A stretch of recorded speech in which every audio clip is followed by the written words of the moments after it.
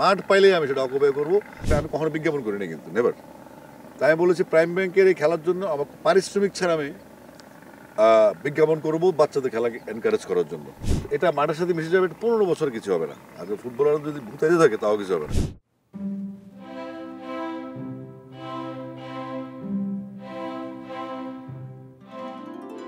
মাঠে খেলা চলছে, মাঠ ঘেঁষে বহমান বুড়িগঙ্গা।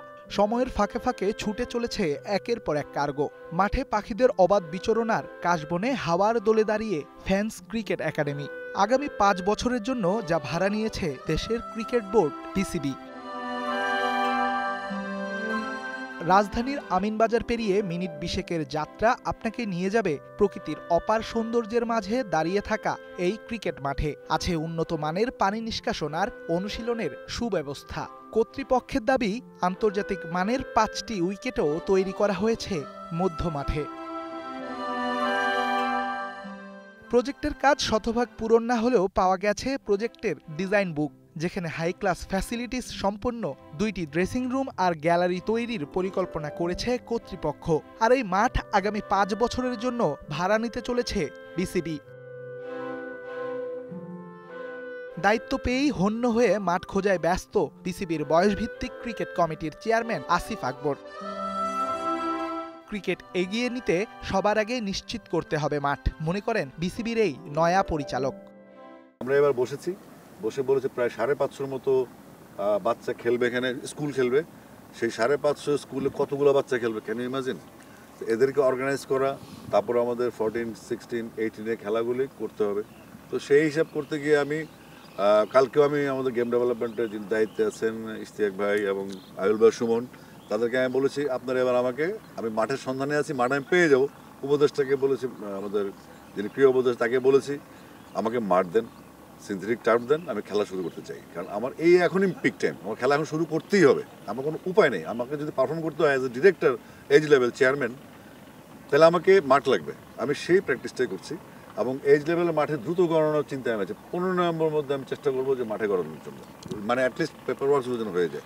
স্পোর্টস অ্যাডভাইজার, 15 ডিসেম্বরে স্পোর্টস অ্যাডভাইজারের কথা বলেন, তাকে আপনি জানিয়েছেন, মানে রিপ্লাই কি দিয়েছিল তার? আপনার উনি তো কালকে কনফারেন্সে বলেছেন প্রায় 150 সিনথেটিক টার্ফ কেনার কথা হচ্ছে, যে সিনথেটিক টার্ফগুলি এরকম এই সবুজ ঘাসের মতো, এটা মাঠের সাথে মিশে যাবে, সেখানে ফুটবলও খেলা যাবে।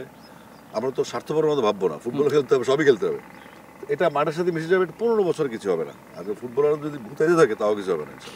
ভাই, শেষ প্রশ্ন করব, আমরা ঢাকার বাইরে ক্রিকেটটা নিতে যাচ্ছি, কিন্তু ঢাকায়ও কিন্তু আপনি চাইলেও এটা আর এড়িয়ে যেতে পারবেন না। ঢাকায়ও একটা বিপুল সংখ্যক শিশু কিংবা ছোট বাচ্চা যাদের কথা বলি তারা কিন্তু থাকে, এবং ঢাকায় কিন্তু খেলার মাঠেরও সংকট রয়েছে। আমরা এখন দেখতে পাই আমরা 2500-3000 টাকা দিয়ে 1 ঘন্টার জন্য হয়তো বা টার্ফ ভাড়া নিতে পারি, কিন্তু যারা আসলে বিভিন্ন এলাকা মহল্লায় শিশুরা রয়েছে, ঢাকার এমন কি কোনো প্ল্যান রয়েছে যে পার্ক টাইপের মাঠ, এরকম কি কোনো আছে?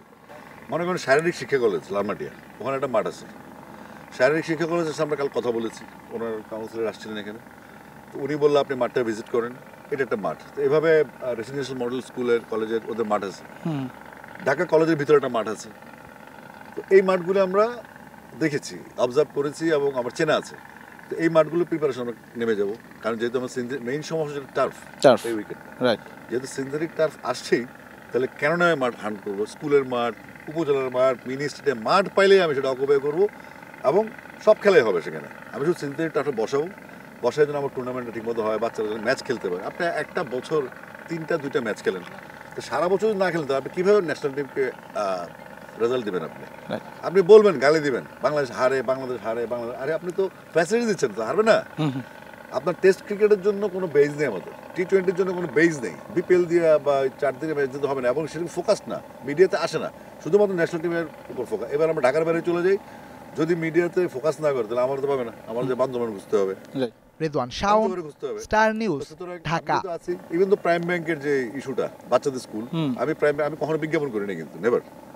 তাই আমি বলেছি প্রাইম ব্যাংকের এই খেলার জন্য আমার পারিশ্রমিক ছাড়া আমি বিজ্ঞাপন করবো বাচ্চাদের খেলা এনকারেজ করার জন্য। আমাকে কোনো টাকা দিতে হবে না। আমাকে বিসিবি বলছে আপনি শিওর? তো আমি এক্স্যাক্টলি, আমি এখানে পুরো বডি নিয়ে, মানসিকতা নিয়ে আসছি সার্ভিস দেওয়ার জন্য দেশকে, বিসিবির মাধ্যমে। থ্যাংক ইউ সো মাচ ভাই, থ্যাংক ইউ সো মাচ।